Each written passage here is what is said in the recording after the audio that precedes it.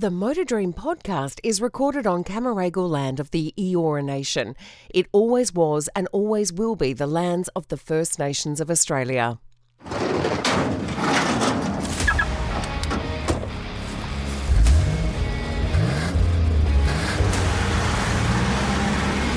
This is the Motor Dream podcast. Hello there and welcome to episode 41 of the Motor Dream podcast, the show where we can dream just a little about what our dream garage would be if money was no issue whatsoever. I'm Connor McNally and it's great to have your company. Last weekend, the 2025 Formula One World Championship wrapped up in Abu Dhabi with McLaren's Lando Norris claiming his maiden world title ahead of outgoing and four-times world champion Max Verstappen and Lando's McLaren teammate Oscar Piastri. Among the plethora of fans, celebrities and media personnel was Australia's only full-time Formula One journalist who witnessed and reported on every race throughout the 2025 season. I'll tell you more about my guest in just a moment. But first, here's the premise of what this is all about, especially for our new listeners. I tell my guests that one day they wake up to discover that they've received a text telling them they need to check their bank balance. They then open up the bank app and they suddenly discover they're instant billionaires. As soon as they discover their newfound fortune, they get this email from this mystery benefactor that tells them that they can spend anything that they like and they can buy any car, bike or machine that they want. There is a catch though. They are only allowed 3 cars, bikes or machines in their dream garage.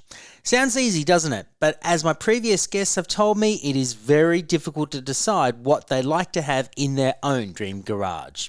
As always, be sure to like and subscribe to the podcast itself wherever you listen to your podcast, and be sure to leave a review and tell us what you think.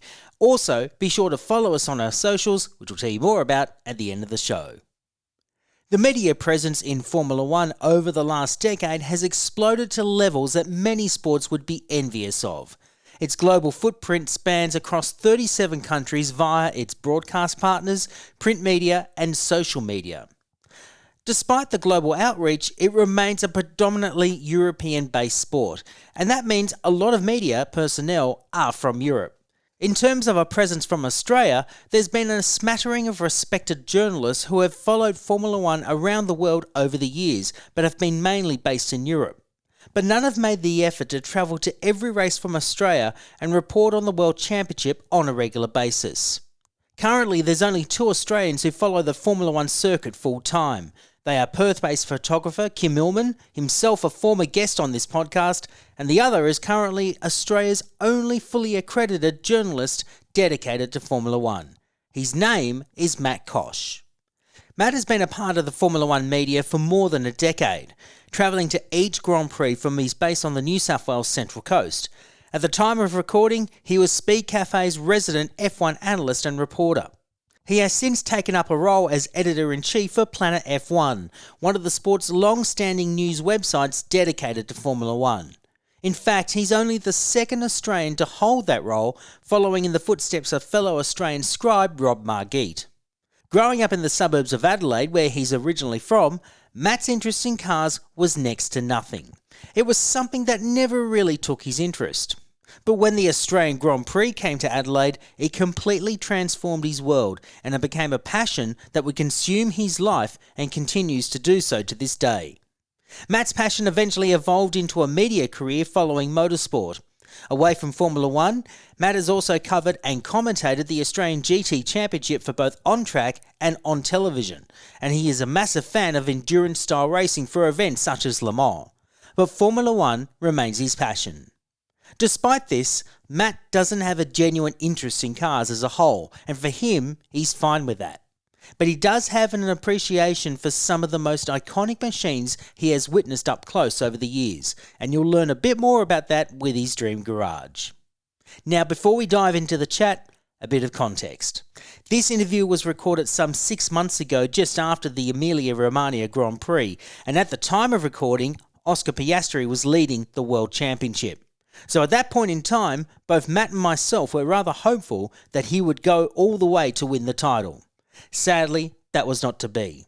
The end result was that Oscar finished 3rd behind Norris and Verstappen, but we both remain confident that the young Melburnian will eventually become Australia's next Formula One world champion.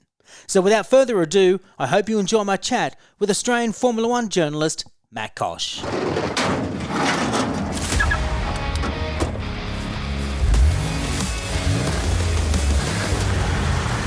Mat Coch, welcome to the Motor Dream podcast. It's great to have you on the show, mate. It's good. It's funny. We've known each other for I didn't have a beard, I think, when we first met, and it's now almost down to my knees. Well, you had some kind of a beard, but not as long as it's down to your knees as when we first met. So you were very, very clean cut by then. But now it's the laws of Formula One, like the life of Formula One, has really taken a toll on you. No, I'm kidding. It's ravaged me. The years are being told just in the beard factor. But no, look, it's good to chat. We used to spend a lot of time together way back in the day, running around traipsing about the circuits of Australian motorsport, and here we are, the better part of 10 plus years on. Yeah. And we're still sort of at it in our respective ways. In our respective ways, yes. In different fashions these days. You're still doing Formula One, about to embark on a brand new opportunity with a brand new organisation. Although not new in the sense that it's a brand new startup. For you, it's brand new, but you're about to embark on probably one of the biggest news websites in Formula One, and that's coming off the back of 8 years with Speed Cafe, which is you've been involved in Formula One, travelling around the traps of Formula One, every Grand Prix. In fact, you're Australia's only full-time Formula One journalist that travels to every Grand Prix. So it must feel like you're very, very lucky to be in such a position that you're able to go to these events and represent the Australian perspective of Formula One. I'm living the dream. I really am. It's incredible to think that, in 75 years, we're in the 75th year of Formula One. Australia's had 2 world champions, a bunch of race winners. We've had Mark Webber, Daniel Ricciardo. Now I've got Oscar and whatever else in there. And yet during all that time, and Formula One's been coming to Australia since 1985, in all that time, no one from Australia or based in Australia has gone over and done the thing. There's been Australians who have up sticks and moved over there and done it from Europe. Mark Fogarty and a few others back in sort of the 80s and whatever did that. But in terms of now the world's smaller and international travel is much easier, I'm in a fortunate position where I guess I'm the first to be based at home. I haven't had to uproot the family and move. I've got permanent accreditation. I've had that for a few years now. I actually picked my pass up on my birthday the first year I picked it up, which was an incredible birthday present because it's been 15 years in the making. But I'm in an incredibly fortunate position where interest is such that it warrants that degree of coverage. When I started doing this, I was writing for international publications. There was very little interest. I actually remember as Mark Webber left Red Bull, retired from Formula One, and Daniel Ricciardo was announced to succeed him, I got an interview with Mark and Daniel, and I couldn't sell it in Australia. I ended up selling it to that interview of the sort of the handover. I ended up selling that about 4 months later to a British magazine for £70. I couldn't sell it in Australia. Now, if I happen to be standing next to Oscar Piastri when he sneezes, I can sell that for a couple of $100 to any old newspaper in Australia. The interest is just so much different now. And as a result, I've massively benefited from that to the point where I live my dream. I've become intimately familiar with more airports than I care to mention. My family at times forget what I look like. There was a period where I'd go away, I'd come back, and there was another child here. I assume they're mine. But it's just one of those things that I'm absolutely living my dream. And from the outside, my name's popped up all of a sudden. It's been there for a couple of years now, but my name's sort of popped up. But I've been doing this for since before we met. I've been doing this. I worked out the other night. I've been doing this for 18 years now. That's crazy. That is crazy. I can't believe. I've been involved in motorsport, for more than 25 years, more on a domestic sense. But it's everyone's dream to go to Formula One, be it if you're a mechanic, if you're a driver, or if you're in the media. And you're very, very lucky. Where did that first spark of an interest to go and try and make it into Formula One as an accredited journalist come from? Where did that spark begin? It's funny. I remember as a kid, I fell over at school and smashed my face up on a rock. And my dad, being the responsible parent that he is, came and picked me up from school, and rather than take me to a hospital, took me to the airport. More specifically, he took me to Adelaide Airport because I grew up in Adelaide, because that night Nigel Mansell was flying in. What better way to soothe a swollen face than to meet your hero? As it was, I didn't meet Nigel Mansell that night. I met Martin Brundle instead. In fact, I know this is an audio. You've dropped out. Mate. He's pulling his ear. He's pulling. I managed to pull the plug on myself. There we go. We're back. Oh, dear. Continue. There you go. There's a smashed up 6-year-old me having an autograph signed on my head by Martin Brundle. That photo made the newspaper. That's cool. I was already a Formula One fan at that point. You know, I knew Nigel Mansell and everything else. I grew up in Adelaide. I could hear the cars from my house. And my first motorsport memory is, for those that are interested in Formula One, they'll probably get this reference. A little black car with a little Galley helmet blasting down Wakefield Road. It was 1986. I might have gone in 1985. I would have been too young to remember, but I certainly remember 1986 watching Ayrton Senna in a JPS Lotus come blasting past me. You know, sort of, you'd hear it, you'd feel it, you'd see it, your chest would compress. It was brilliant, and it got me hooked. And at that point, I decided I was going to work in Formula One. Have you reminded Martin Brundle of that photo ever since? I have actually. Quick aside, I was in, I can't remember if it's Hockenheim or somewhere in Europe. I was in the Red Bull energy station waiting to speak to Christian Horner about something. And as I'm stood there waiting, this voice comes up behind me and says, "All right, Matt, are you chasing a big story then?" Turn around, and it's Martin Brundle. And I've no idea to this day how the hell he knew who I am, because I was quite green in the paddock at that point, but he had the awareness of knowing who I was, what I did, and we just got talking. And I reminded him then of the that we met back in Adelaide in 1989, I think it was. And I said, "Oh, I met you. We got in the newspaper, and you had signed a program on my head." He's going, "Oh, did I sign it properly?" Go, yeah, it's all good. So that was sort of the moment that I was already interested in Formula One, but that absolutely sunk its teeth into me, and it's never let go. And over the years, I've always known I wanted to work in Formula One. Growing up, I thought I wanted to be an aerodynamicist, so sort of followed that at school and at university, and decided, that's not what I want to do.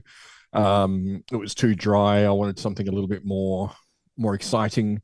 I was quite good at English, so I got ill in my early 20s and had to take about a month off work. I was just working in computers at the time. It was completely devoid of any sort of media connection. And I sat down and just watched old Grand Prix, because that's what normal people do, right? They watch the 1982 US Grand Prix. So I was doing that, and I thought, I'm going to write about this. So I just started writing race reports about these old races, 30, 40-year-old races. And then I started sending bits and pieces out to websites, and I couldn't work out why I wasn't being published, because, obviously I'm Shakespeare. It goes without saying. My stuff's brilliant. Why aren't they publishing me?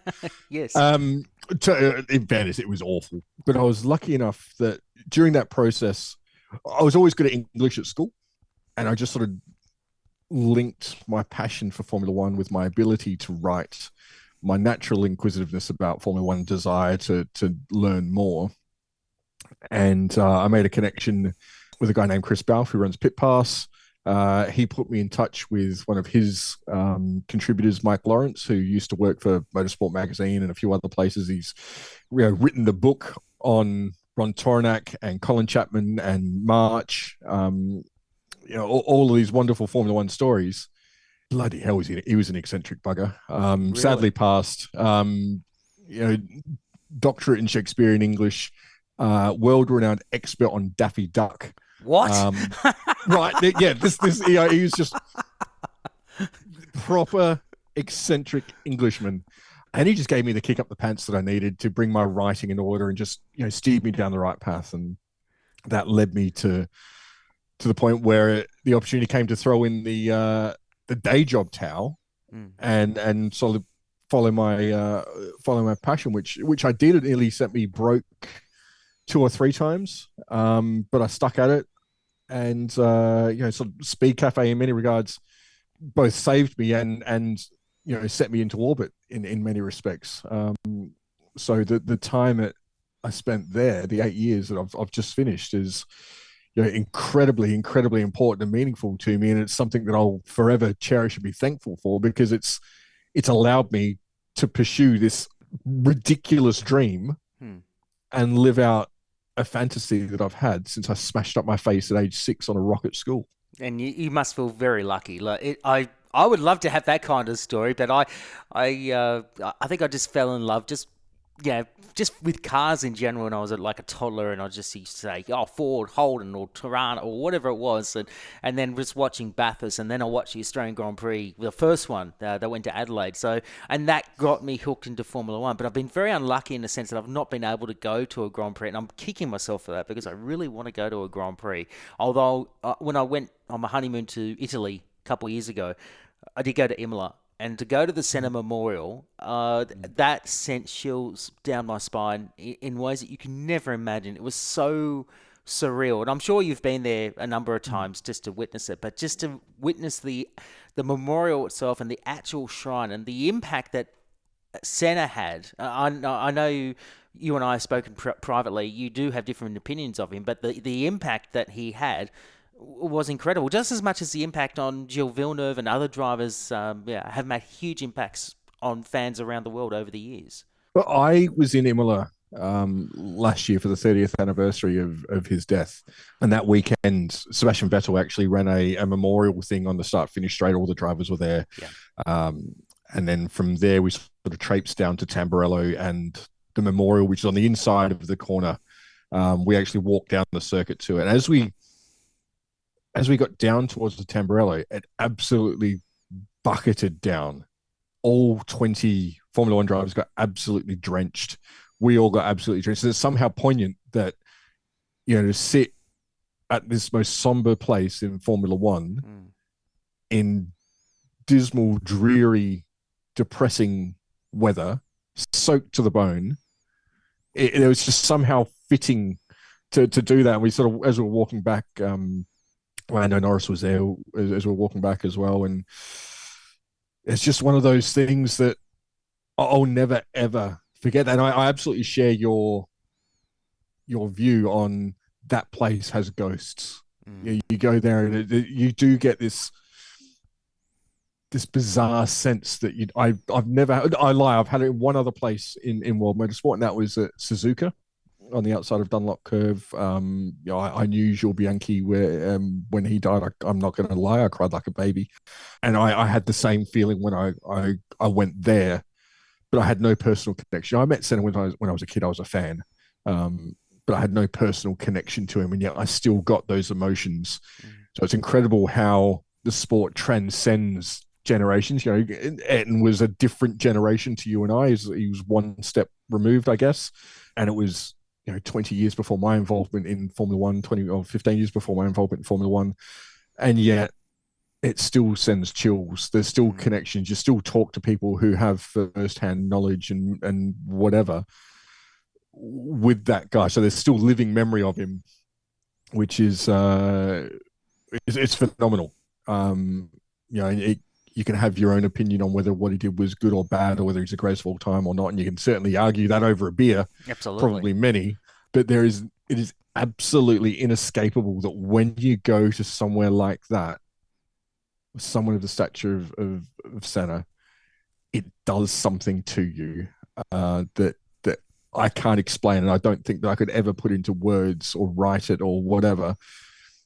The emotion that overcomes you when you're doing that. And I wasn't alone. I was there with the drivers and all that sort of stuff last year, but I've also been there when it's just fans and just on myself as well. And every time it's the same feeling.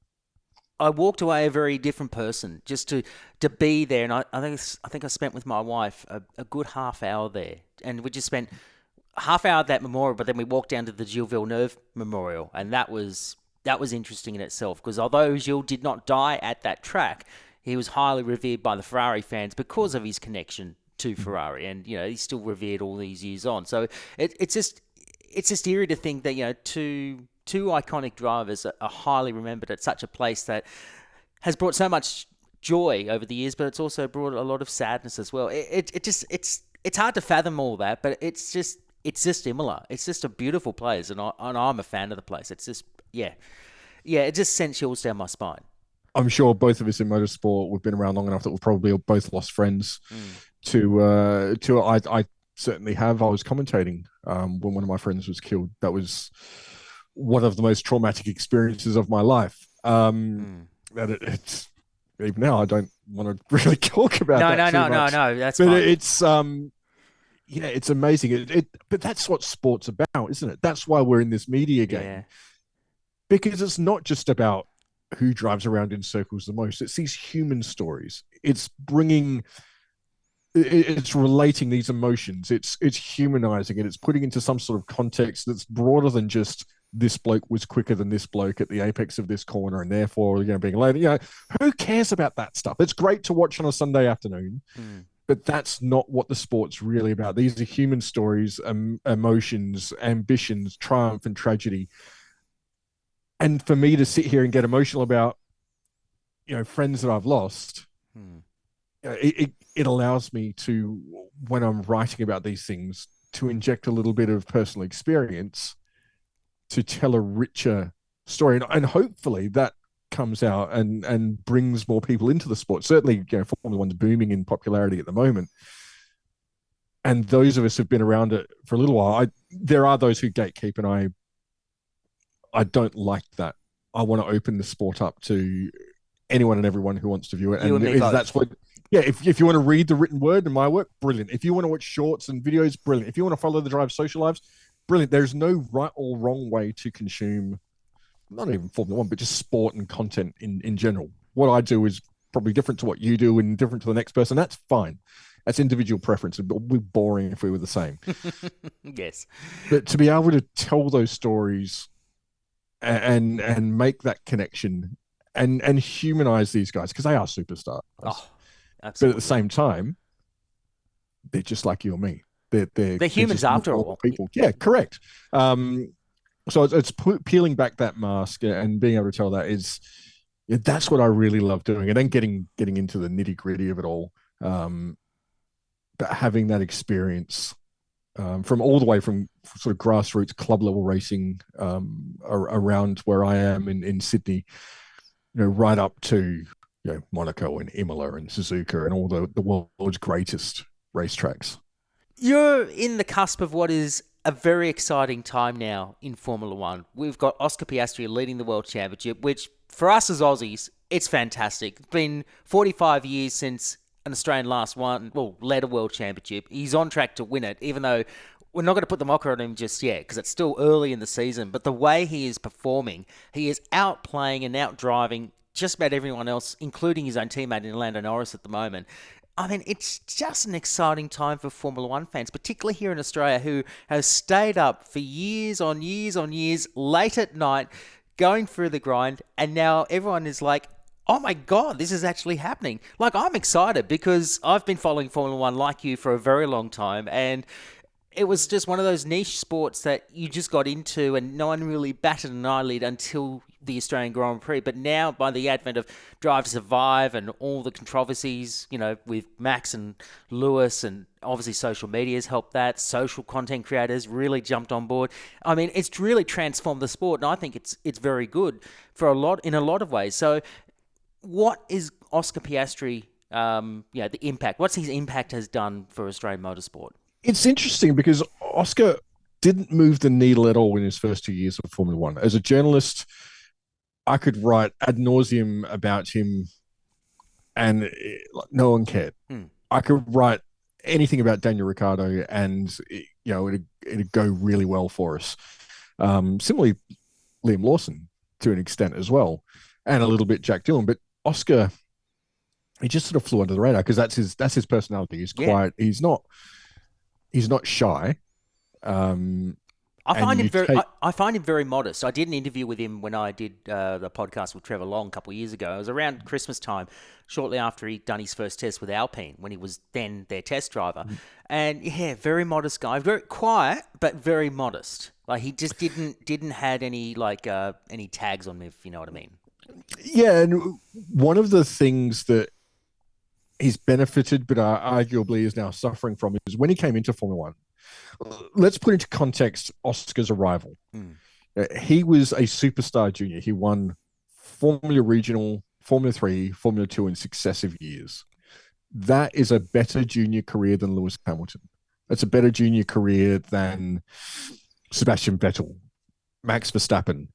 He has the single best junior career record, arguably in Formula One history. That's an incredible thing to say, but that's just the facts of it. He was then overlooked by Alpine. They completely screwed up his contract. But McLaren came poaching him. They spent $20 million US dollars to sack Daniel Ricciardo to bring this unproven, unwanted, seemingly, I say unwanted in inverted commas, because Alpine clearly didn't want him enough to sort out the contract, although that's more incompetence than anything else. Well, that's another story in itself. Well, it's a very much another story. And I've told Alpine that to their face, that their management incompetence cost them Oscar Piastri. But McLaren's threw a lot behind Oscar. They put a huge amount of faith in him. They demonstrated without a shadow of doubt that they wanted him and they were prepared to back him. That's gone down extremely well with Oscar. But when he's come into Formula One, understanding the faith and investment that had been made in him, he had to treat it seriously. He couldn't come in and be laughing and joking, because then it's like, wow, he's not treating it seriously. He's not the real deal. He's just here for a laugh. So he came in and he was deliberately very dry, very serious, very professional. Those of us that knew him, and I've known Oscar for many years, you take the work element out of it, and he's just Oscar. He's a normal guy. I describe him like Richie Benno. If you imagine Richie Benno's commentary, if you were to grab his quotes and write them down, they'd be boring or whatever. It's like, Mark Waugh takes a monumental catch in the slips, and Richie goes, "Got him. Yes, he's out." And that's all Richie says. Right, and it's perfect at the time, because the pictures do the talking and Richie just supports them. Oscar's on track, does the talking, and his words support him, but you write those words down and they're boring. If I'm honest, they're boring. But in the context of everything else, it makes perfect sense. Now he's starting to show a little bit more of his character. He's doing some more endorsement stuff. His profile's increasing, and he's coming out of his shell a little bit. He's established himself. He doesn't have to be so robotic anymore. And we're starting to see more and more of the true Oscar. He's not as extroverted as his mother. I was just going to say, his mum, Nicole, I'd like to get her on the pod at some point, actually, because I find her very interesting. Like, she's just enthusiastic. She obviously, very motherly instinct, obviously supporting her son, doing all these things. And she's now built a big profile on social media by virtue of her tweets and now, being interviewed talking about Oscar. Like, she's obviously a proud mum, and her extrovertness, obviously, I guess, complements Oscar's introvertness. Not that he's introvert, but like his modesty, if that's a better way of putting it. It just works so nicely. It's a yin and yang situation. Yeah, it very much is. And Oscar's a little bit more of that is being drawn out of Oscar, which is great, because I've walked out of the paddock at the end of the day with Oscar, and we've just been talking absolute rubbish, having a laugh, talking absolute rubbish. Yeah. None of it I could ever put into print. None of it I ever would put into print.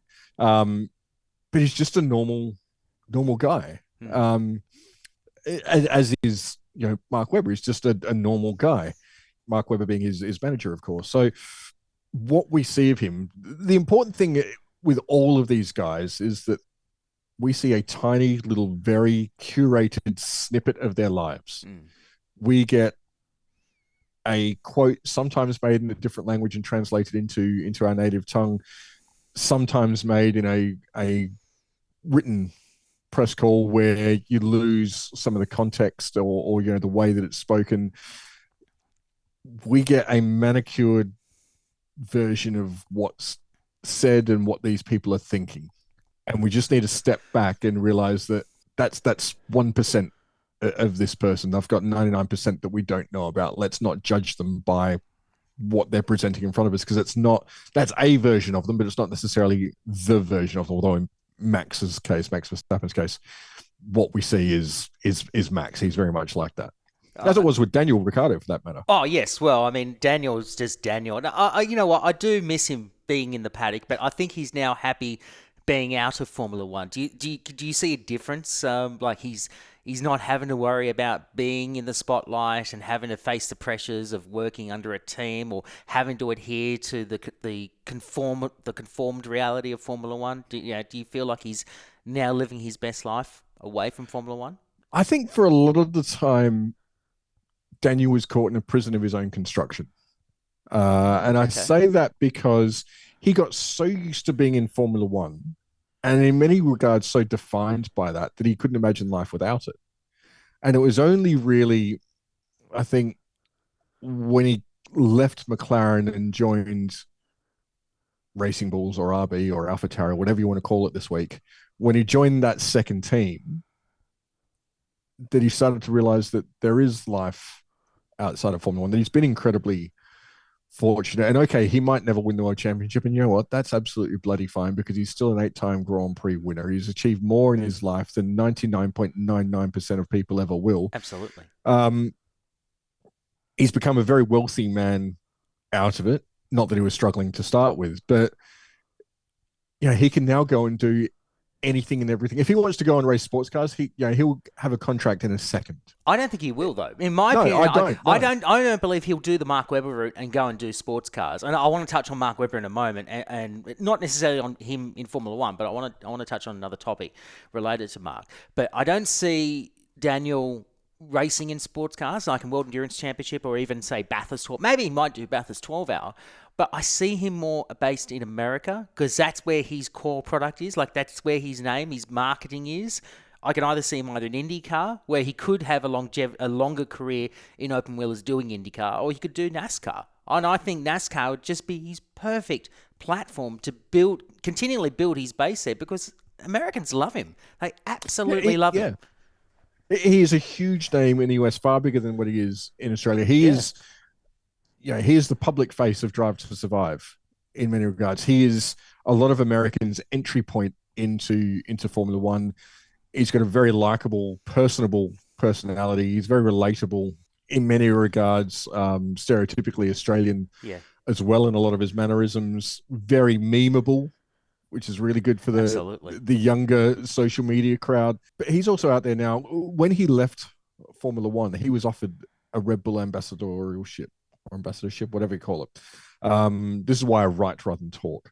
He was offered a gig like what David Coulthard's got, where he could just stay involved, do demo runs, take a healthy little pension check off Red Bull for the rest of his days. He knocked it back because he wants to go and do his own thing and can probably make more money doing that. He's now running his own fashion brand, and he's got wine labels and all sorts of things. I've got his wines. I've got his wines. Yeah, there's one. I think I see it somewhere. Don't unplug yourself this time. Have you unplugged yourself again? I'm on a short leash here. No, I've never managed, of all the recording I've ever done, I've never managed to unplug myself once. You've done all this stuff. Hang on, you've done all this stuff for Fox Sports in the past, and you've been able to get through that without any dramas. And now you've cursed me here because you got me throwing my hands around. And I'm getting properly into this. I'm more animated than Looney Tunes over here. Oh no, that's okay. That's okay. Actually, don't sell yourself short about talking. I've heard you commentate. You've done Australian GT in the past. You actually are very good, so you do quite all right for a writer. Well, yeah. I can talk a little bit when I have to. And I loved commentary. Commentary was great fun. It's good, isn't it? And if there was ever an opportunity to go back and do some of that, I'd jump at the opportunity. But ultimately, I've moved down the journalism stream, and that's kind of where my priority is now. Yeah. That's where the day job is, because it's really hard to be a journalist and a broadcaster at the same time. They're two very different things. It's interesting because broadcasters get all the all the headlines and whatever, but really they're jumping on the back of the journalists who do all the heavy lifting. They might ask one question a weekend of one or two drivers, and we're there week in, week out, digging up dirt, scrounging around for information, getting little snippets of rumors that we're then trying to work out, where their day is very much focused around the television product. So it's just a very different game, and it's very difficult to play both of them at the same time. But it's television commentary is great fun. I've done it for, as you say, Australian GT. I also did it for Porsche Carrera Cup Asia back in 2019. It's amazing fun. But going back to Daniel and his career, I think he's happy outside of Formula One. He looks happier. But by the time he got to Singapore, he was done. I think he knew going into Singapore last year that he was done, and he chose to keep that quiet, and then announced after the fact that he was done, and you could see it just the way he got out of the car. The guard of honor that he got back when he got back to the hospitality. And I'm incredibly lucky because my career sort of coincided with Daniel's in many regards. I can remember his first season at Hispania way back in 2010. I'd go to the motorhome because all the drivers have scheduled media sessions. Daniel is the new kid at the worst team on the grid, this young Australian that no one's ever heard of, probably never going to have a shot. I was the only person there. So for much of 2010, I'd have one-on-ones with Daniel for 15, 20 minutes every other week. And as a result, I've always had this phenomenal relationship with Daniel, to the point where in Singapore, one of his final acts as a Formula One driver was to sign a Racing Bulls hat for my son. So my son now has hanging above his bed Daniel's last Racing Bulls hats, or RB hats, signed by Daniel. The guy sends my son birthday messages. That's awesome. Not only is he a phenomenal racing driver, but he's just a bloody good human. He's just a nice bloke, and what you see is what you get. And that's what I like about Daniel and Oscar as well, because if you know them, you know them. They're not putting up a front or an act to you. There are some drivers that will absolutely do that. But Daniel and Oscar, and Liam Lawson for that matter, are not among those numbers. We're getting into a very interesting period now. We're going into the European races for the Formula One season. By the time this podcast is released, we'll be nearing the end of it. But Mark Webber is obviously managing Oscar, has done very well out of it. But he's also the last Australian to have gotten close to winning a world title. It's been 45 years since Alan Jones, the race driver, not the other Alan, won the World Championship in 1980. And I was only like 6 months old or whatever when he won the World Championship way back then. But Mark Webber has been the only driver that has gotten close, and I still believe to this very day he should have won the World Championship in 2010. I'm still filthy to Red Bull about that, but that's another story. If Oscar wins the World Championship this year, what would it mean for Formula One fans here in Australia? And what would it mean for the sport in this country? It's a huge question. It's not one I've really stopped to think about, and probably I should, because you're right. It's been the better part of half a century since we've had a world champion. In the first 30 years of Formula One, Australia won 4 world titles with Jack Brabham and Alan Jones. So we're phenomenally successful in the 50s, 60s, and 70s, mostly the latter part of the 60s. So really the 60s and late 70s. So that 20-year period, we were very, very good. But then we had this massive lull. Right now, we're seeing what is happening in Australia is sort of much like what is happening in the US in many regards. Not so much in Europe because the fan base is already there, but you need to look only at the ticket sales for the Australian Grand Prix. It's been sold out, record crowds for the last 3 or 4 years since it came back from its hiatus. It's booming. So we've got a generation of fans who probably don't even know who Alan Jones is, if we're honest. A lot of them won't know the history prior to maybe Lewis Hamilton, which is no slight on them. If that's the way they would choose to consume Formula One, that's cool. But what we've got an opportunity to witness courtesy of Oscar, is something that no Australian shy of 45 really has any recollection of. And let's be honest, realistically shy of 60, because you've got to have that memory to acknowledge and experience what Alan Jones did. It was a much smaller, much less professional sport.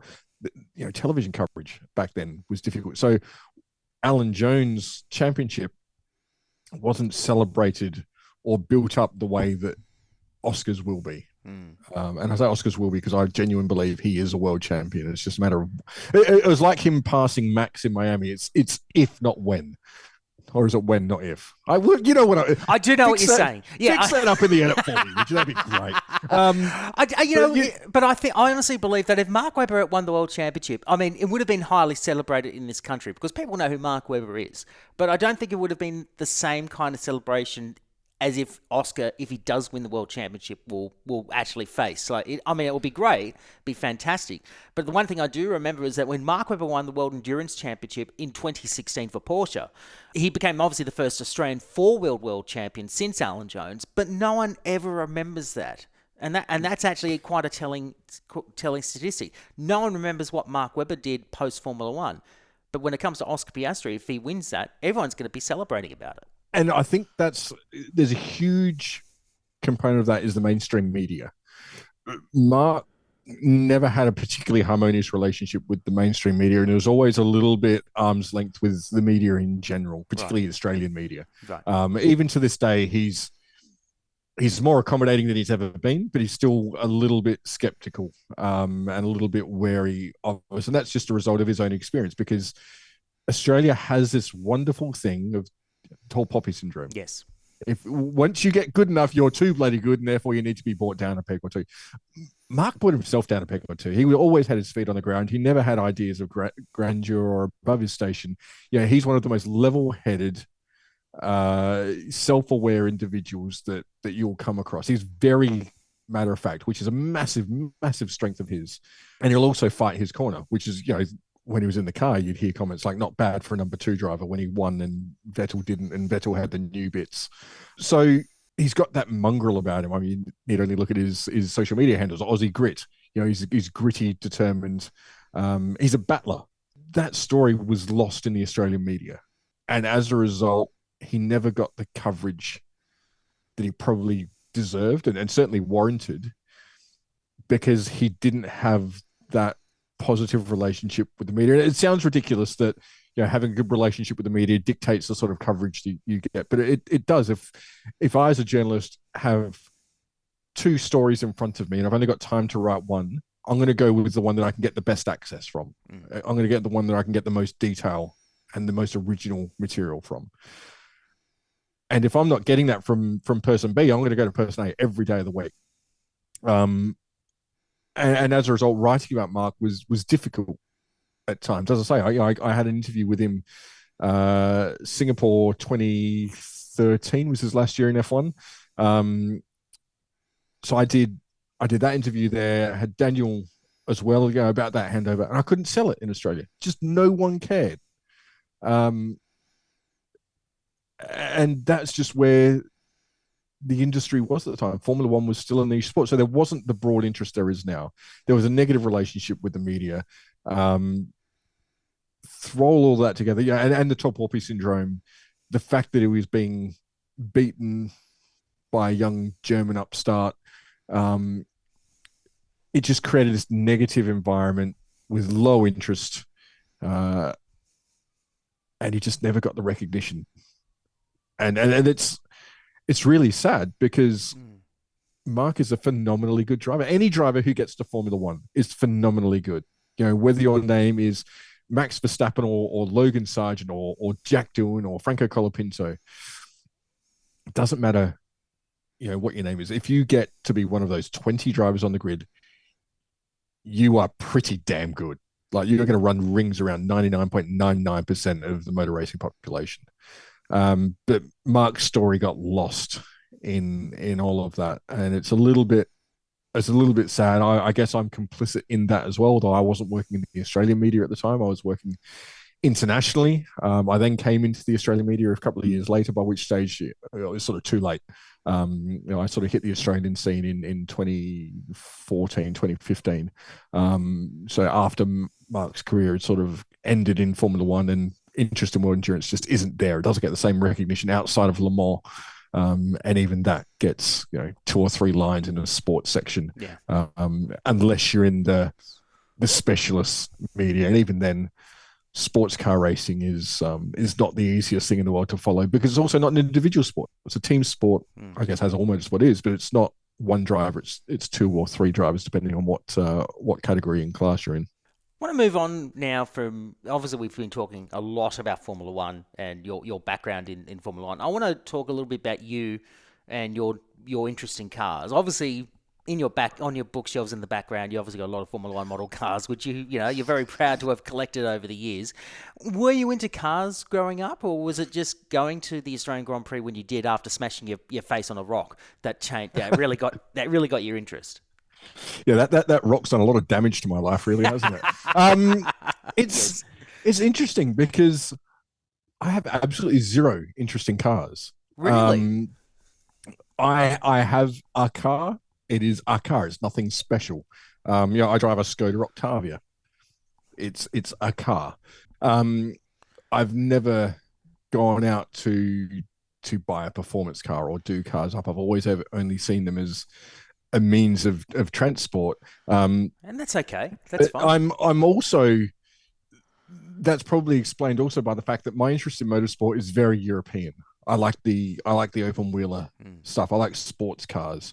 I'm not interested in touring cars in the slightest. Supercars, as brilliant a product as that may be for Australia, it doesn't do anything for me. I go to Bathurst and I don't get the same buzz that everyone talks about. Bathurst is a place, I'm honest, it leaves me cold. I don't understand it. If you went there if you went there for, say, the Bathurst 12 hour, would that give you that buzz? You really? Just doesn't work for me. I don't understand it. I've driven around the venue. I've covered multiple events there. I understand that it's the mecca for Australian motorsport, and it's a phenomenal place, and it's got this thing about it.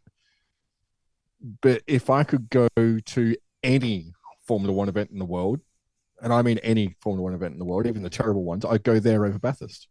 It's just not a place that's ever resonated with me, and that's probably because growing up, I didn't have that background in touring car racing. And even if my parents are not really car people, although these days they do have a couple of tidy little motors. And my grandfather was a mechanic, but again, he didn't. He drove a Kingswood for decades, and then he swapped that for a beat up old Camry for his final years. But I've never been surrounded. I also, my family wasn't particularly well off. So we never had, we had Mitsubishi L300 van when I was a kid that had a dent in the rear door and a reconditioned motor. It was not rapid. They were never rapid. That's the thing. Unless they're white and driven by a delivery man. Yes. But in which case, fastest thing in the world.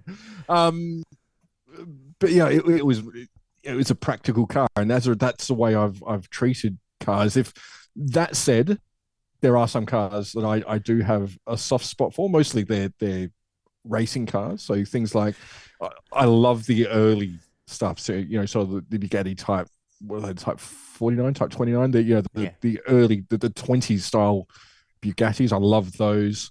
My dream car, if I could have just one car, I'm going to cheat and I'm going to have two.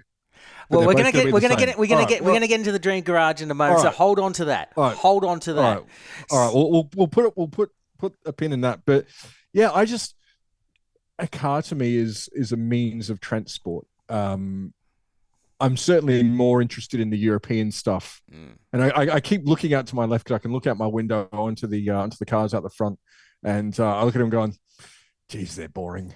But that's kind of all. That's all I want. That's all I need. I drove my car to the mechanic earlier today to do its registration inspection. It's the second time in 6 months that I've been driven. Really? Because you've been traveling a lot, yeah. I've been traveling, and also, we've got a couple of cars in the family. We've got a family car, and then my car. And for the most part, we go out in the family car. So my car, to be honest, I'm probably going to sell it because I've got no need for it. It's just a black hole, and that's also something I'm acutely aware of. My brother used to pour thousands of dollars. I remember he bought a Hyundai Excel. It was an apprentice butcher, and he bought a Hyundai Excel, brand new, bright yellow thing. Immediately put like Ford XR8 bonnet scoops, just bolted them onto the bonnet. No, didn't cut the bonnet open underneath it so that they did anything. It was just purely aesthetic. No. It was the most hideous thing, and he spent so much money, and he was 17 or 18. He was a couple of years older than me at the time, and I just looked and gone, well, that just seems like a bloody waste of money. That's probably formed my opinion, so that when I got to a point where I was driving, my first car was a beat-up 1982 Mazda 626, and they really haven't improved since then. No, they haven't, actually. I owned a Ford Telstar at one point. Same model. Oh, my God, they were not nice. But, that's another story. Actually, I want to ask, obviously you don't have an interest, not like a full interest in cars. Obviously you love Formula One, but do you have, like, a small interest in maybe... if you go back to Europe and do a Grand Prix, maybe go and do a drive day experience just for the pure, just for the sake of it, just to say yes, done that once. If I could go out on track and do something, then that has interest. So it's like the Nordschleife or some of those drive experiences, maybe at Paul Ricard, they've got those sorts of things. That sort of stuff interests me, but I also understand my limits. I'm not a talented racing driver. A few years ago, I was given the opportunity to drive one of Denny Holmes', I think it was his championship-winning Brabham. Really? I was given the opportunity to drive that, and I knocked it back because, like, for a couple of reasons. One, I don't want to crash the bloody thing. Two, I'm no expert. I don't want to over-rev it. I don't want to damage the thing. This is automotive motorsport history. Oh, totally. And three, I couldn't do any. It'd be a pokey little circuit where you couldn't really open it up, and I couldn't do any sort of credit to it. I couldn't understand. I couldn't appreciate it at the limit. I'd be pottering around, embarrassing myself as much. I've driven racing cars, and they're great fun.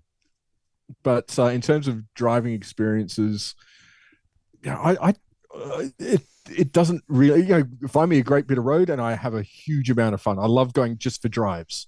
But in terms of what I do that in, I don't really care as long as it's safe and comfortable and not likely to tip over if I get a little bit spirited around a corner. I'm pretty happy, but then at the same time, it's not something I would ever do with a family in the car. If I'm gonna do something a little bit risky, I'm gonna make sure that the only one that I'm ever going to endanger is myself, because it's not fair to take that responsibility on. I've lost friends in car crashes through their own dumb fault, and I don't wish that on anyone, let alone the person that might happen to be the innocent bystander. So my interest in cars is probably different to almost every other motorsport and Formula One journo that you'll ever encounter. I've got mates in the Formula One Media Centre who've got Maseratis and all sorts of things, Mitsubishi FTOs and bits and pieces, and it's like, okay, that's cool. How's that going for you? Oh, you spent another grand on. Oh, okay. Just no. I'd rather save the money and have an experience doing something that I genuinely love. I know I'm not brilliant behind a wheel, so I'm not going to even try and pretend. Do you worry for the day that your son might find it interesting? I'm terrified. For a couple of reasons. One is just the intrinsic parent in me. You do worry about your kids. You want to keep them safe, and as soon as they're able to drive a car, you lose some of that control. All I can do is hope that I raise him sensibly enough that if he's going to go and do something stupid, that, like me, the only one who's going to hurt is himself. And I hope, like buggery, that he doesn't do that.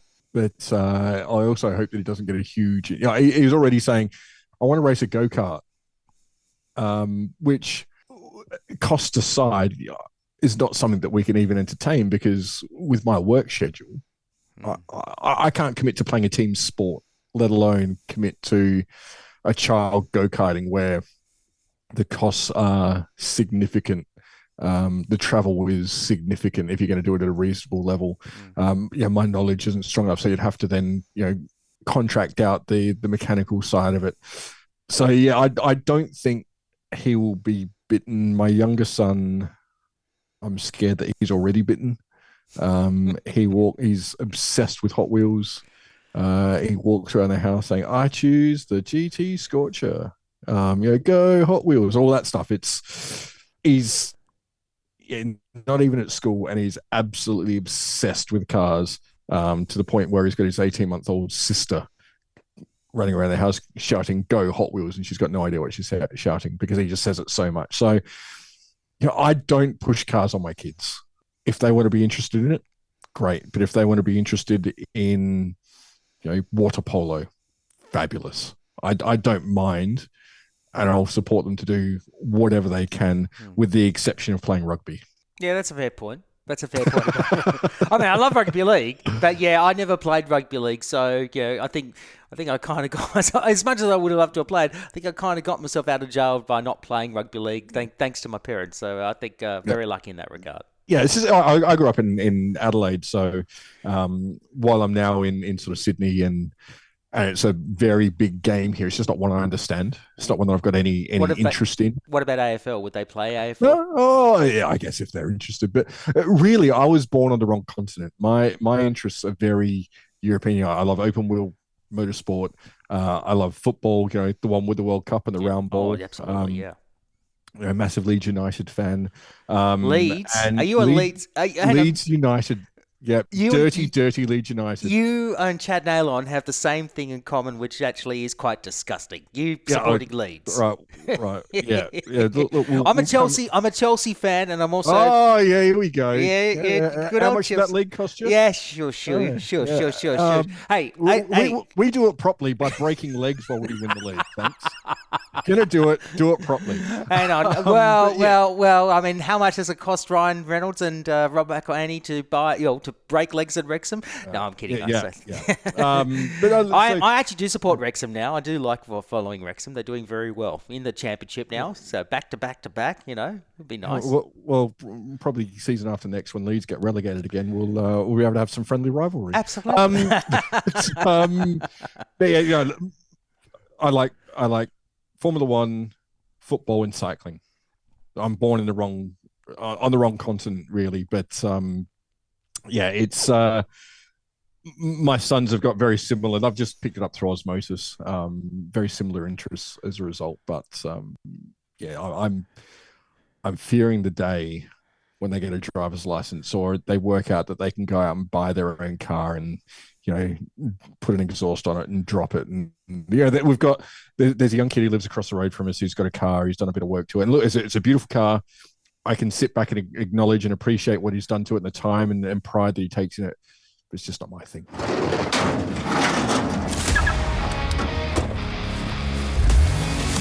This is the Motor Dream Podcast.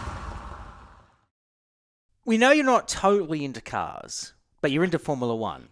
That's okay. We're fine with that. But I just want to know a little bit more about, how much you enjoy, I guess, the simple pleasures of motoring. It doesn't have to be like you're fully into motoring or whatever, but just the simple pleasures. So I just want to ask, you obviously mentioned the first car that you owned, which was a Mazda 626, and I shudder at the thought of how terrible those cars were. If it was the same one that was built by Ford, they were shocking cars. They were absolutely horrible.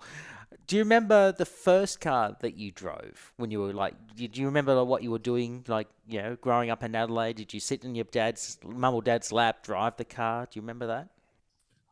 Funnily enough, I do. And it wasn't a drivable car. My grandfather was a mechanic. In his backyard, there was an old Holden Ute. And we're talking from the 50s or 60s. It might be an FJ or something like that. That belonged to my uncle that was just sat next to his shed, completely rusted out, but all the bits were still in it. So I used to climb in this thing and sit behind the wheel and steer it and pretend I was playing cars. And I would have been 4, 5, 6 doing that. So I was certainly playing in cars at that point. Then my parents were pretty strict in that they wouldn't let me drive a car until I was old enough to at least get my L's, and then in which case we'd go to a a car park, shopping at a car park, and then they'd let me loose behind the wheel. Right. And that was in the Mazda. It was a car that my parents bought basically to teach us to drive. It was like $1,500 when they bought it back in, I don't know, late 90s sometime. And there was nothing wrong with it, but it wasn't a special car by any stretch of the imagination. It was a manual. I love, to this day, I love driving a manual. Same. I like all my cars at the moment are automatic because my wife can't drive a manual.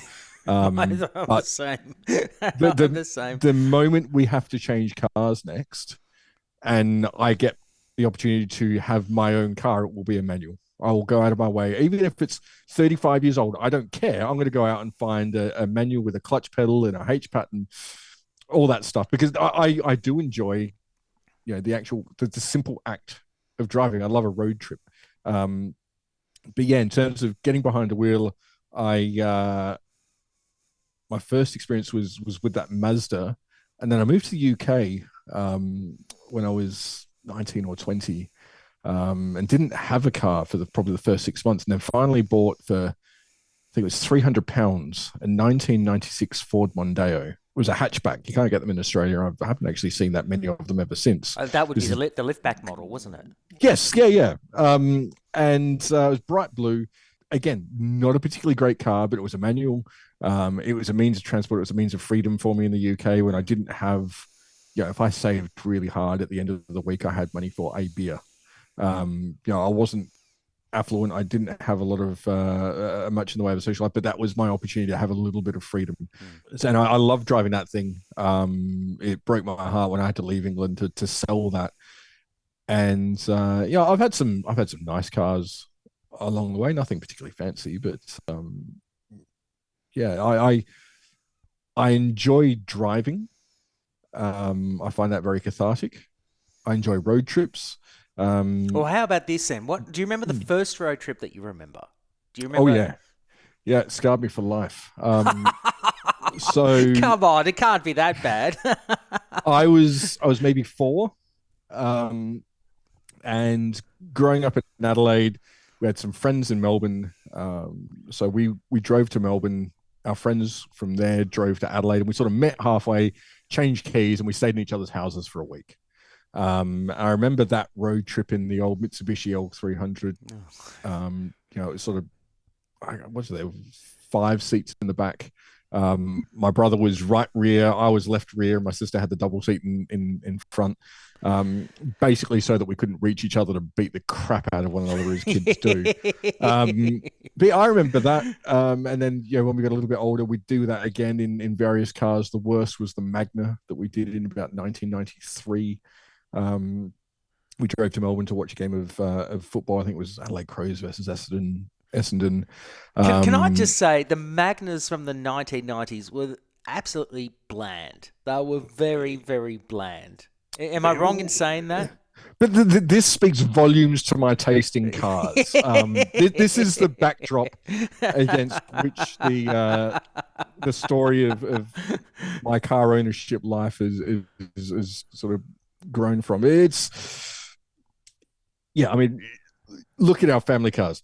Mitsubishi L300 into 1991 model Mitsubishi Magna into a VS Holden Commodore wagon that was bought because my mother had a business and she needed a wagon for no other reason than that. And they were the cars that we had. I hated driving the Commodore. Power steering, I always felt like I was weaving down the lane. I never felt like I was driving in a straight line. But yeah, we used to do not a lot of family road trips because we didn't have a lot of money when I was a kid, but at the same time, when I got older and we did have a bit more money, my mother was working so much with her own business that we just never had the time. But even in the US, we went to the US in 93. We went on a road trip from LA to San Fran. And I can remember sitting in the van that we were in that. And for whatever reason, they were traumatic at the time, but I look back on them really fondly. And all we're doing is sitting in the back of a car, being ferried about the place, going somewhere we probably didn't want to go. But I just, for whatever reason, look back at that as a really enjoyable experience. And so now I try and offer that to my own kids, although invariably it descends into absolute chaos. Just probably as much as it did send your parents into chaos when you were doing those road trips back in the day. Yeah, very much so. Very much. Apparently the trip to Melbourne in the Magna has still scarred my parents. What happened? I can't remember.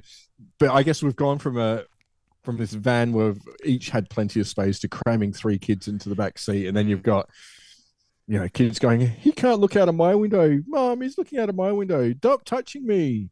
Yeah, and because you're squeezed in like sardines in the back of those things when we're what sort of 8, 10, 12 years old or something. So it's it was a long time in a very small space where we weren't accustomed to being squeezed in like that. So I think that's probably what triggered that one more than anything. All right. What about the first time you remember changing a tire? Do you remember doing that? Absolutely, yeah. I've done it more times than I really care. The first time was actually on the family Commodore. I would have been a teenager and picked up a puncture somewhere, and I changed it in the driveway of my parents' house. Just with the tire iron and the jack from under the car. We didn't have any fancy tools, didn't have any air gun or whatever to ratchet it off. I did it the old-fashioned way. The only piece of instruction I needed was just from my mother, who's quite handy, telling me to make sure I put the bolts on, sort of doing opposite, don't go around the circle, sort of go across the stud pattern. And yeah, since then I've changed more times than I really care to. I think about the third date with my now wife, I changed her tire because she picked up a puncture. Done on the side of the M1 on the way up to the Central Coast from Sydney. I've changed two at the front of my house. I don't have a driveway where I live now, and the road falls away quite sharply. But trying to jack up a car and change a tire on the passenger side when that's the sort of loaded side of the car with the crown on the road. It's I'm not an expert, but I've had more experience doing it than I really care to have. But it's just such a useful skill. I'm surprised how many people don't know how to do it. It's shocking, isn't it? I've spoken to a few people, one of which was a guest on my pod recently, and she said, I've never changed a tyre at all. I've had, get my boyfriend to it. I'm like, oh, what happens if you don't have your boyfriend? What are you going to do then? And, it shocks me, actually. I went, so years ago, before I was in the media, I worked for BHP or for a joint venture that BHP was involved in. I used to go out to the mine site, so they sent me on advanced driving courses and all that sort of stuff. And they taught us how to change a tire in soft sand. So I've got all these, underlying skills that, if I ever need them, they're theoretically there. Yeah. But I mean, those advanced driving courses are just so good for that sort of stuff. They should be mandatory for everyone. The stuff that you learn, I agree, is phenomenal, and not just the car control stuff, but just basic maintenance. Just if you're changing a tire, this is where you put the spare tire so that if the jack slips, you're not going to crush yourself. Just some of that basic information that is so useful, and when you stop and think about it, makes perfect sense. But if you've never done it before, you'd never think of it. So, you've dug up a really old memory there for me. I hadn't thought about changing that tire on the green Commodore in my parents' driveway for probably 30 years. I'm sorry to bring that up. Yeah. Well, I'll send my parents an invoice. I've completely forgotten about that. Yeah, you should do that. Do that. What about the kind of music you listen to when you say you're in Europe and you're going from one Grand Prix to the next? What do you listen to? This is where I'm a little bit all over the place. At one end of the spectrum, so my favorite band is Tool. Okay. For my 30th birthday, they were touring Australia. I followed the tour around Australia. That was my 30th birthday present to myself and my wife. So I'll listen to sort of some of the heavier stuff: Tool, Nine Inch Nails, Deftones, Fear Factory, Godsmack, all that sort of stuff. Creed? Also, not so much Creed. What I don't listen to is sort of anything that's on mainstream radio, I don't tend to listen to, and I haven't for decades. Yeah, same. But I'll also go, so that's a central point. I'll go a lot heavier than that as well. So I'll go, Scandinavian death metal. I don't mind some of that every now and then. But by the same token, I'll lighten it up and go things like A Perfect Circle and Gold Frap and some of the alternative stuff like Kings of Leon before they, sort of got really big. Some of sort of Youth and Young Manhood and those sorts of White Stripes, Nirvana. But then what I listen to for the most part is classical music. For my 40th birthday, keep in mind my 30th was following Tool around the country on its tour. For my 40th, I went to the Sydney Opera House and watched the Simon Rattle conduct the London Symphony Orchestra. Ooh. And I was absolutely in awe and as happy with that as I was following Tool around. So I've got this massive, I guess my parents call it eclectic. I don't really see it that way. I've just got a very broad taste in music. And I love, in the car right now, if I turn it on, I've got ABC Classics going. I just love listening to classical music. I think it's probably because my day job is so fast and so stressful and so always going. You jump in and you listen to something that's soft and soothing and relaxing. It just slows me down. It gives me that release a little bit. That said, if I've had a hard day, I'm going to be cranking a bit of 46 and 2, and I'll be headbanging along to it while my kids are in the back seat singing along to it as well. I was gonna ask you, do they listen to like the Wiggles or anything? But obviously, no. You've gone straight to the other end of the spectrum. Introduce them to all your music. Yeah, absolutely, and a few of the novelty tracks. So they'll walk around the house going dun dun dun dun, Max Verstappen. As you do. Yeah, so they've got a bit of that in there as well. But no, it's very eclectic. About the only thing I don't touch is pop and rap. Everything else is sort of fair game. I guess I treat it like food. I'll try it and then I'll figure out what it was afterwards if I like it. It's like when you catch up with Richard Crowe, all he talks about is Pink Floyd. So he loves his Pink Floyd. Pink Floyd's fantastic. And Pink Floyd is sort of a 1970s version of what Tool is in many regards as well. There's a lot of similarities there in the structure and the way they went about the art. So Pink Floyd's fabulous music. I greatly enjoy Pink Floyd as well. Nothing wrong with Pink Floyd at all. I do like them. What about eating in cars? Yes or no? Once upon a time, it was a very hard line no. Now I've got kids. So seriously, I need to get my car detailed just to get it clean, and even then it's not clean because there's just crumbs everywhere. You can't not allow food in a car if you've got kids. I'm constantly finding wrappers and stuff. I bought a brand new Ford Mondeo MB, and I wouldn't even let people drink in the car. It was top of line titanium, leather seats, everything, body kit. It's the fanciest car I've ever bought. Absolute waste of money. But hardline, no eating in the car. If you've got food, it goes in the boot. You don't even carry it in the cabin with you. It goes in the boot. And then when we get to wherever we're going, you can get it out of the boot and you take it the hell away from the car. And then you can, like, that car was spotless. I sold it, made a massive loss on it, as you do with cars.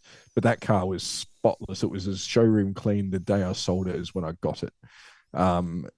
These days, when I was driving to the mechanic just before the car, I looked across and I've got there's chocolate milk bottles on the floor of the passenger seat and Kit Kat wrappers on the passenger seat and stuff all in the back from the kids. And it's just, you just can't do it when you've got kids because there's times when they get hangry and you just need to be able to satiate that. And so unfortunately, if it was left to me, hardline no eating in cars, but it just, in the real world, it doesn't work.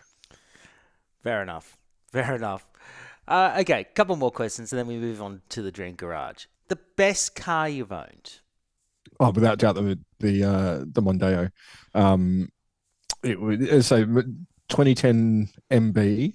Yeah. There's the diesel, but it was the titanium model. It just drove really well, super comfortable, well equipped for a car of that time. You know, it had a lot of the stuff that is these days is quite common, but back then it wasn't. Um, I sort of pushed the boat out a little bit when I bought that brand new, but then it came to a point where it didn't make sense to keep it, so I sold it. But I drove from Sydney to Adelaide in that car a couple of times. I actually bought it because I was racing my bike at the time, and I had a little Suzuki Swift.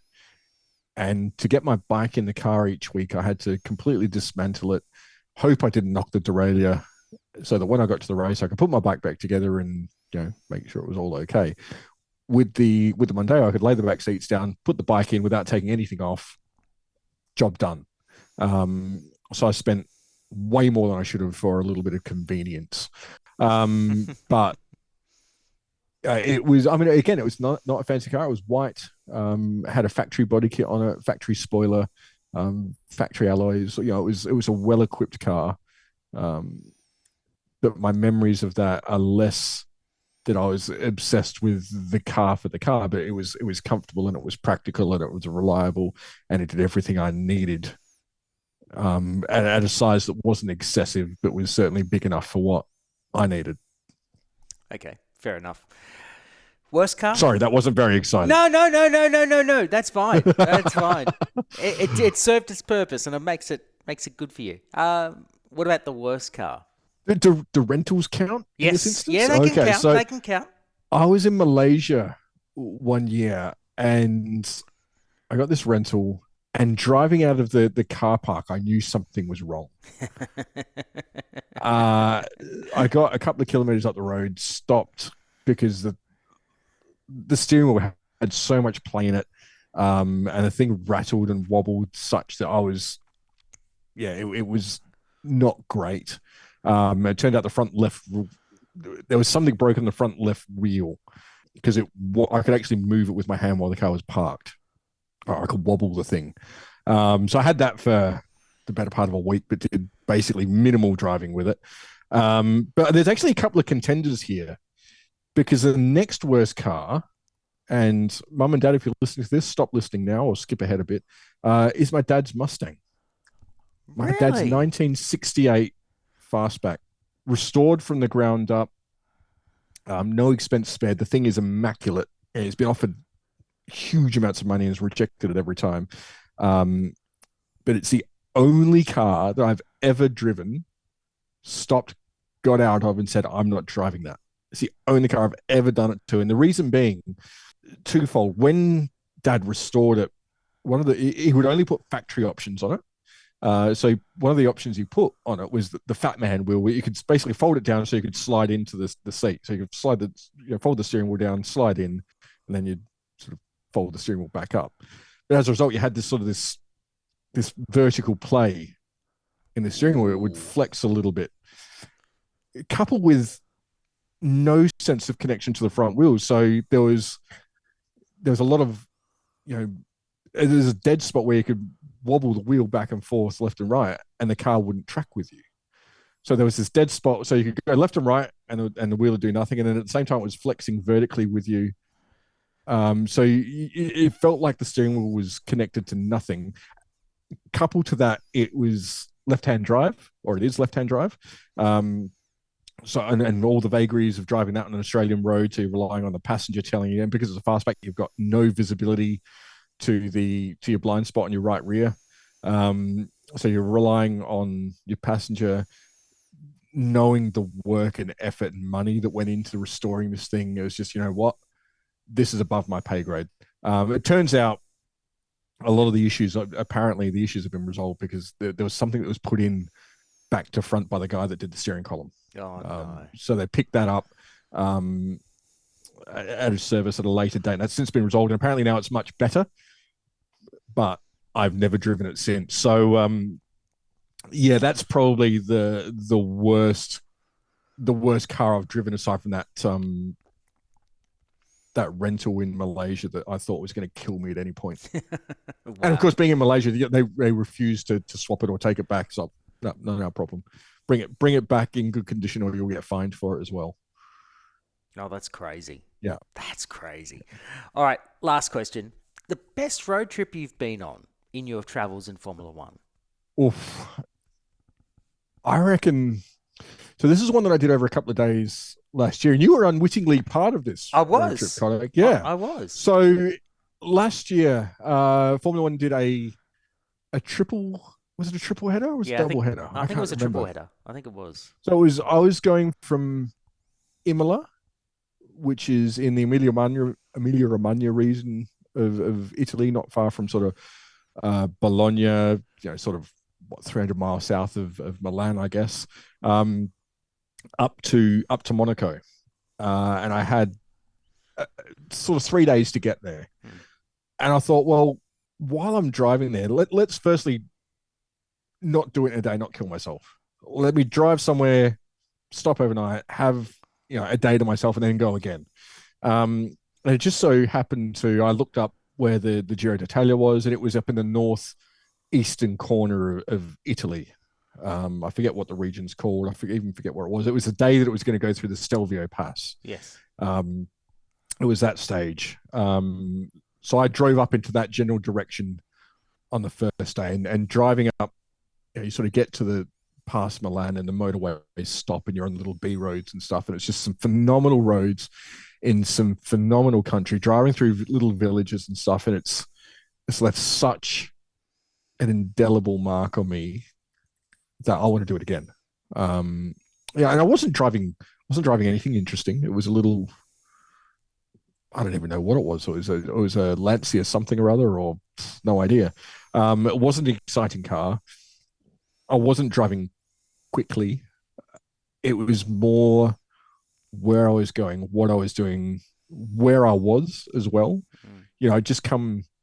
This is in the days after the Emilia-Romagna Grand Prix, where I've been drenched at the Senna Memorial. So I'm coming off that weekend, going, having done something that I absolutely love, because yes, this is work in Formula One, but I absolutely love what I do. So coming off something that I absolutely love doing, driving, which I really love doing, to see a cycling event that I'm a massive fan of. And I'm sort of lucky in that, while working in the media and having a few connections around the traps, I'm still a fan, and I'm only a fan. So I can step back and just enjoy it without getting caught up in it. Yeah. So I've got that excitement to look forward to. I'd never seen, I know I'd seen the stage of the Giro the year before. So I've gone to, this as the first proper mountain stage that I'd seen. I'd sort of worked out where I needed to stay, which is this lovely little, it was a ski resort. It was complete. I think I was the only guest in the place. And they didn't speak English. They actually spoke German, because I was so close to the border that they actually spoke German in this lodge, even though we were in Italy. So we couldn't communicate whatsoever. But that drive up that first day was just phenomenal. I took the wrong turn at one point, and it took me down. I don't know if I ended up doing a circle of Lake Como or something, but to this day, I don't know exactly where it was. But I've come down over this rise, and the mountains have just opened up in front of me, and there's this massive lake, and it's just, postcard stuff. I get down the bottom, and there's, these yellow and white umbrellas like you get on the Riviera, and massive yachts, and, huge houses and whatever, clearly of people who are struggling financially, let's be honest. These things that are worth more than I will ever see in my lifetime, in this gorgeous place, driving through some tunnels under mountains. And it's just such an enjoyable experience. And then at the end of it, I got to do something really cool as well, which was to watch Tadej Pogacar win a stage of the Tour de France. It was the Giro d'Italia. Watch him absolutely decimate the field up the final climb.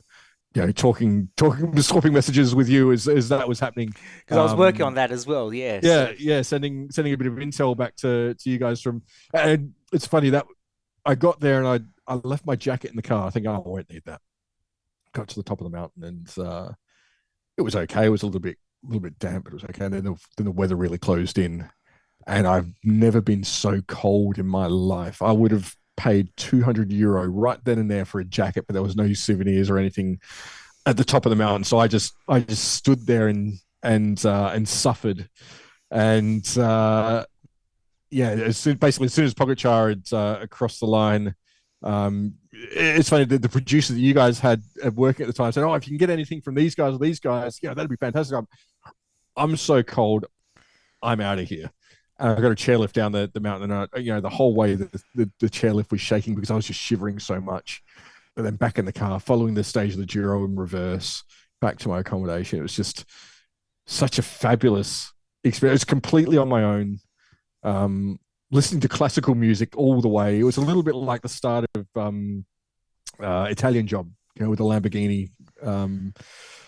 It felt a lot like that. And it's something that I don't think I'll ever forget. There was nothing special about it. There was nothing exciting about it.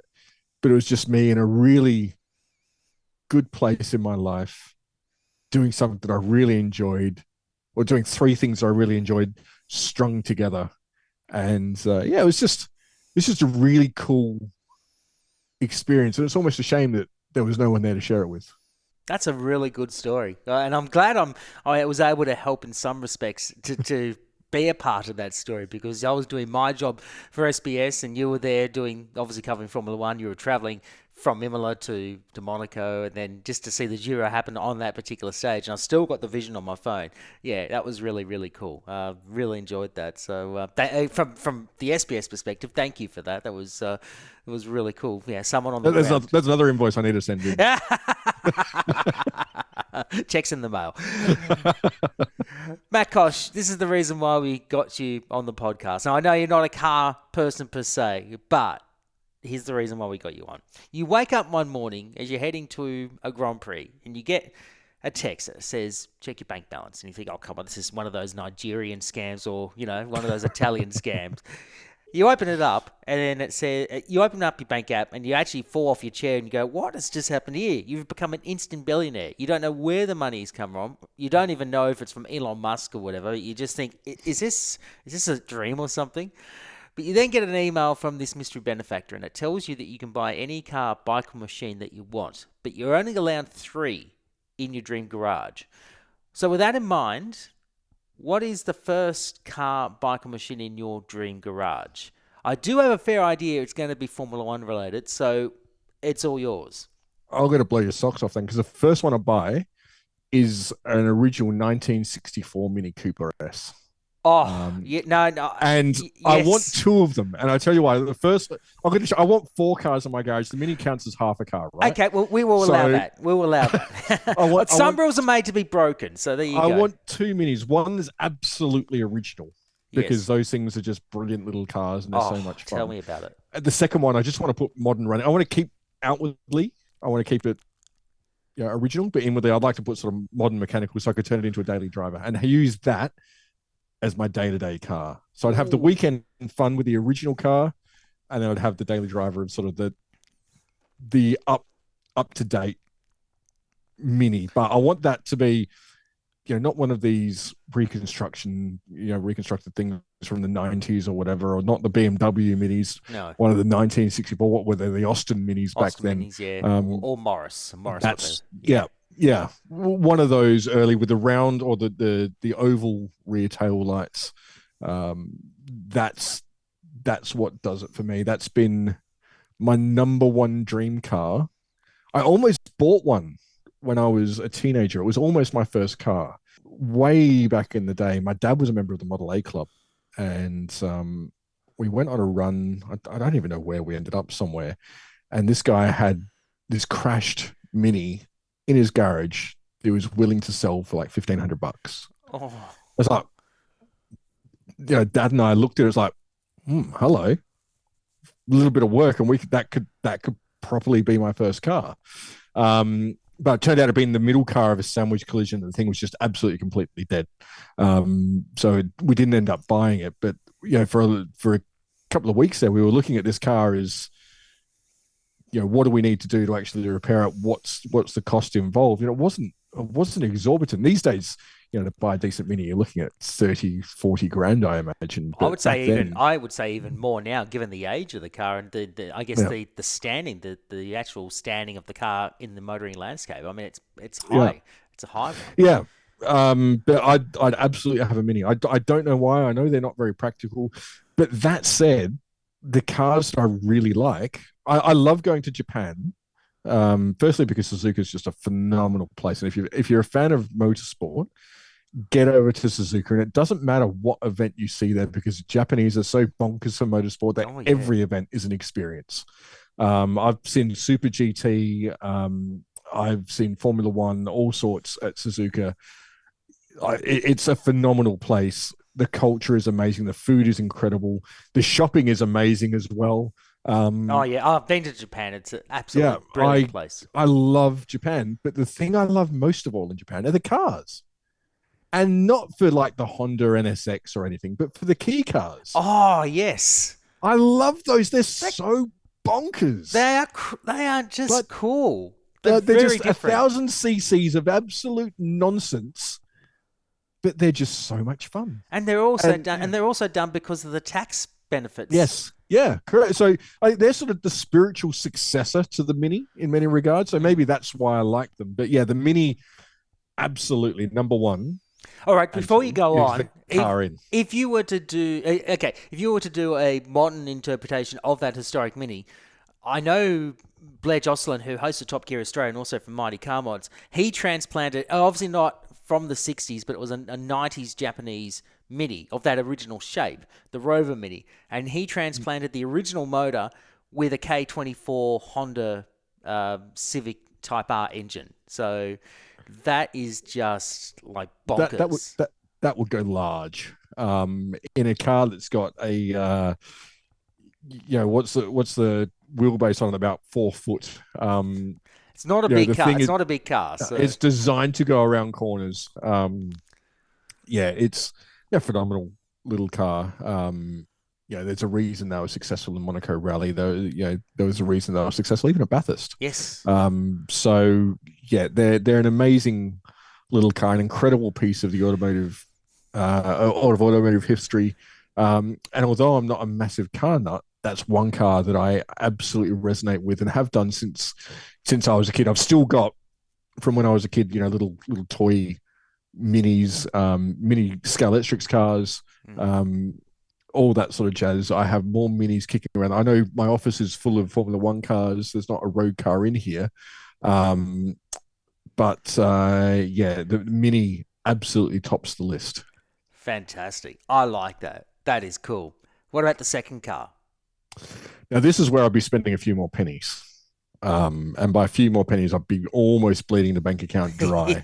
Oh no, it's an infinite budget, so I don't think you'd have to worry too much. No, I'd still go pretty close with this one. Okay. I want a Mercedes 280 SL Gullwing. Ooh, okay. That is just, it's a sexy looking car. It's the first real supercar.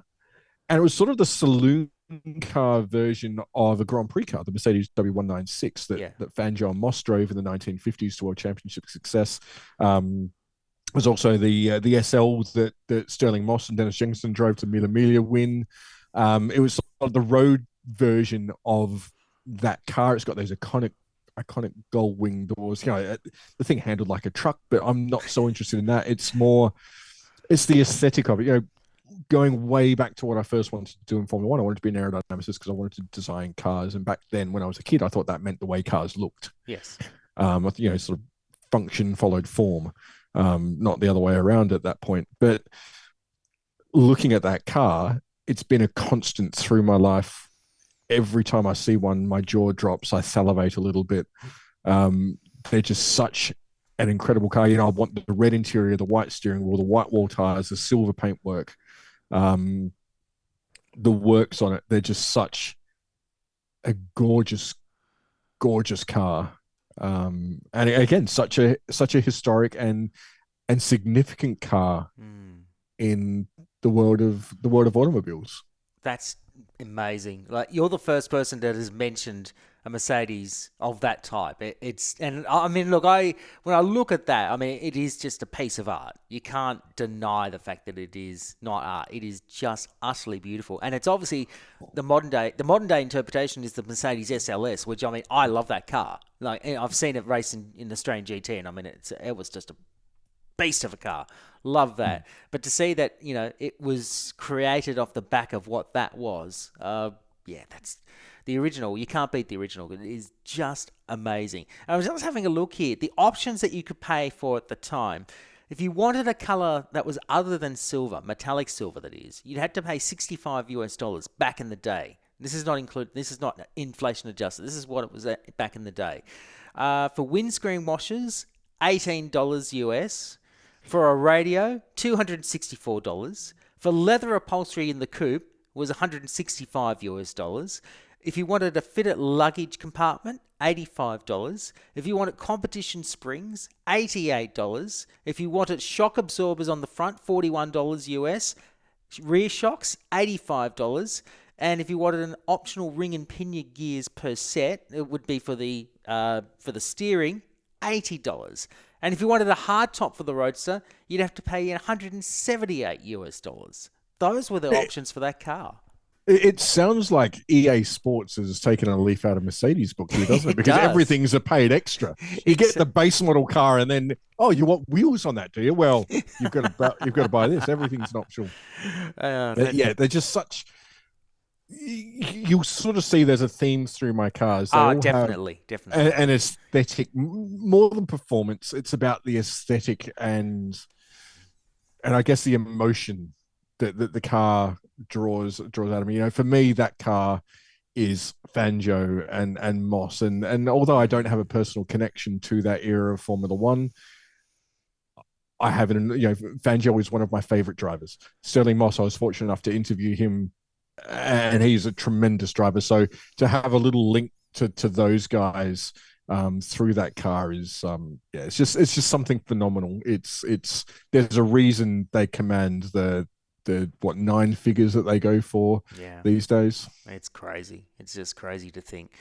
What about the third car? This one's gonna hit you for a figurative 6. Go on.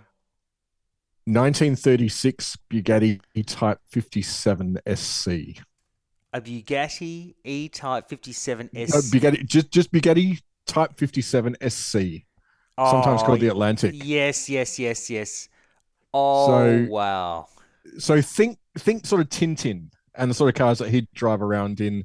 Tintin being it's got it's got an external seam. The shape of it, it's got sort of this lovely teardrop shape to it. Again, it's an aesthetic car. It's not about the function. It's only a 2-seater. It's not especially practical, but it just looks absolutely amazing. And I remember having a toy of one of these when I was a kid, and it was sort of in the French racing blue. I loved it. Absolutely loved it. The modern stuff, you notice none of my cars are newer than sort of 60 years old, because I don't like the look of modern cars. That's fine. That's 100% fine. So a Lancia Delta Integrale would go close to my list. I do like those. The only thing is they never sold them in right-hand drivers. Always left-hand drive. That's fine. That's okay. Yeah. I'm all right same for the M3, the E30 M3, and that's my personal favorite. E30 M3. Would love one of those. But just for context, this car was built. There was only 710 of these produced between 1934 to 1940. Built in France, obviously. A 2-seater Grand Tour with a 3.2 litre double overhead cam straight 8 engines. Not a V8, a straight 8. And straight 8 engines were very, very common back in the day. It only produced about 135 brake horsepower, which is about 100 kilowatts these days, and the top speed was about 153 kilometers an hour. So it was not a fast car. It was fast in its day, but definitely not like a fast car in that respect. But it's got the look of just beauty. And the SC model the S stood for Soir Basse, which is lowered, and compressor. That's what it was. So it was a lowered car with a supercharger attached to the straight 8, which made more power.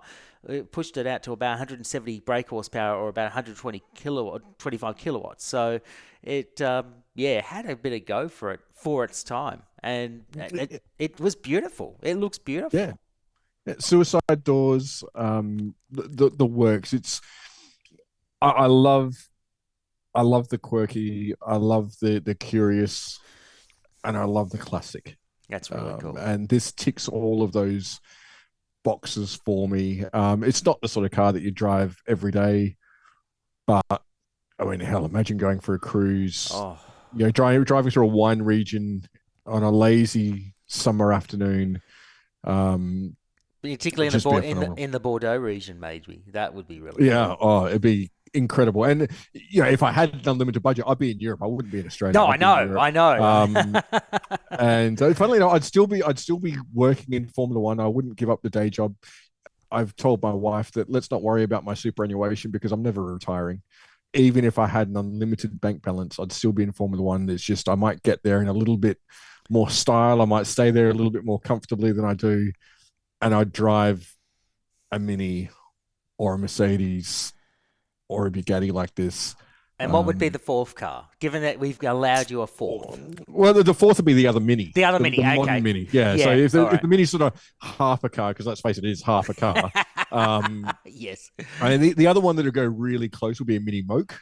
Again, just because it's quirky. It is. I love quirky little cars. As I said to you, my next car will be a manual, but I'd love it to be a Japanese key car because they're quirky. I don't need to stand out. I'm not interested in being a boy racer.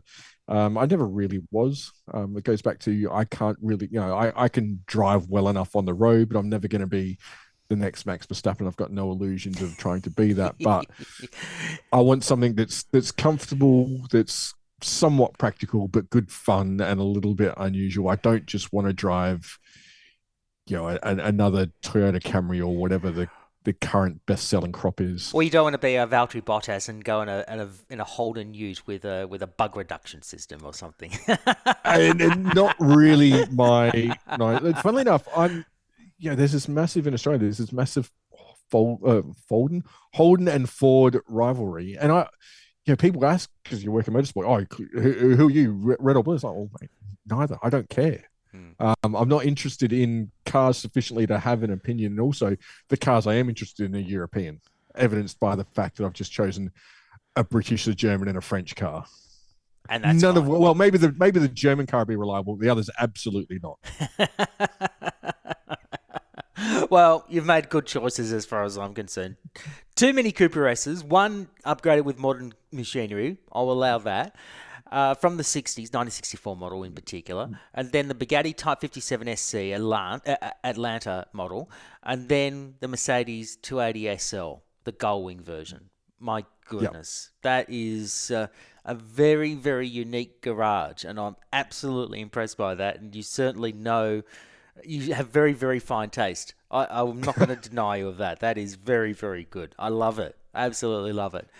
It's been a great chat. I've absolutely enjoyed it. We've been going for almost 2 hours, and bloody hell. I mean, we could talk more about it, but it's been great. And good luck on your new venture. We should mention that you're about to start with Planet F1, one of the news sites for Formula One. It's going to be a great opportunity for you.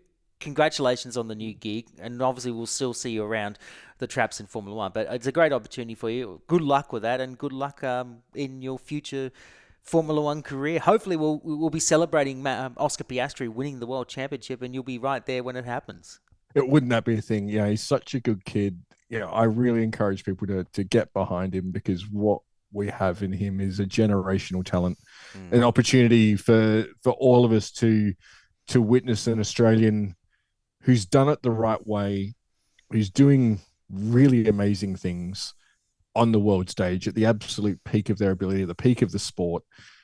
How lucky are we to be sitting and watching this? It hasn't happened for nearly 50 years. So let's sit back and enjoy it. I hope it happens.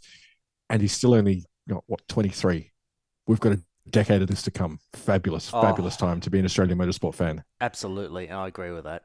Thanks again for coming on, and all the best for the future prospects. Thank you.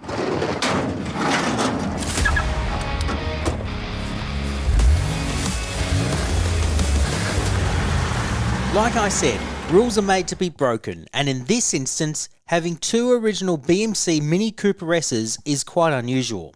Unusual in the sense that one is running with original mechanical componentry and the other updated and running with modern day mechanics in the same vein that former guest Blair Jocelyn did with his JDM spec Rover Mini, which is now running a K24 spec Honda Civic Type R motor. But Matt's Dream Garage definitely has that historical aspect with the machinery that many would pay top dollar to have, especially with the Mercedes-Benz 280SL Gullwing and the Bugatti Type 57 SC. He definitely has no need for those fancy schmancy modern day supercars. Classic will do Matt just fine. A huge thank you to Matt for being so generous with his time during a busy period of the 2025 Formula One season. And whilst the season may be now over, the world of Formula One in the off-season certainly doesn't stop. You can catch up on all the news from the Planet F1 website at planetf1.com. We'll put the link in the show notes, as well as the Motor Dream podcast website. The website itself is themotordream.com.au, where you can listen to past episodes, find more information on each of our guests, and also on the show itself. You can find us on Facebook and Instagram with the handle The Motor Dream, and you can start a conversation about your dream garage by using the hashtag TheMotorDream. Or better still, drop us a line and tell us what your dream garage would be at themotordream@beastproductions.com.au. Lastly, make sure you like and subscribe wherever you listen to your podcasts, be it Apple Podcasts, Spotify, Amazon Music, or YouTube Music. Before we go, we were saddened to learn of the passing of one of the true icons of Australian motor racing in Alan Moffat a few weeks ago. In fact, his passing occurred on the same day we released our previous episode featuring Maisie Place, and in some ways, it seemed prophetic. Maisie's common ground with Alan was of course the Wankel rotary engine that powered their respective Mazda machines to competition success. Their other common ground was their association with the late Alan Horsley, who became the heart and soul of Mazda's motorsport effort in Australia for more than 3 decades. But his time racing the RX-7 in Group C touring car racing back in the early 1980s was just a small piece of a very large tapestry that was woven from the early 1960s right through to his retirement from racing at the end of 1989. Even beyond his retirement, his tapestry continued to weave into the hearts and minds of many race fans via his commentary and expert analysis for the 7 Network right through the 1990s, and his brand ambassador roles for brands such as Ford, GT Radial, and many others. Sadly, the tapestry would be stopped in 2019, when he publicly announced his battle with dementia and his subsequent retirement from public life. For someone who was dedicated to his craft and extremely tactical in his approach, it just seemed horribly unfair that dementia would rob him of his talents. Alan will be farewelled on December 16 with a state funeral at the Melbourne Town Hall, and whilst his passing remains a sad one, we should be honoured and privileged that many of us got great joy and satisfaction from what he did behind the wheel, either in person or on the racetrack. Thank you, and farewell, Alan George Moffat. Thank you for listening once again, and we will be back on Christmas Eve for our final episode of Season 2 and also for 2025, where we feature one of Australian motorsport's most respected personalities in Tim Schenken. Until then, we'll see you next time on the Motor Dream Podcast. Thanks for listening to the Motor Dream Podcast. This series is proudly produced by Beast Productions.